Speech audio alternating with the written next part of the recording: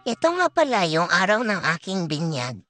Sa mga panahon na ito ay wala akong kamalay-malay na ako ay nabinyagan na pala. Dahil sa mga buong pangyayari na ito, ako ay natulog lamang. At ayan na nga, kinukrus-krus na nila ang aking noo na wala akong kamalay-malay. Ewan ko, siguro ang mga panaginip ko nasa Korea na ako.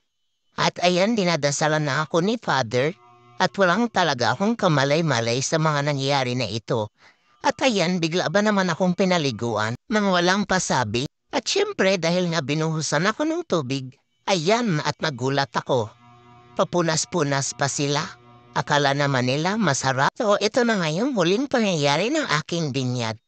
Handito wala talaga akong kamalay-malay.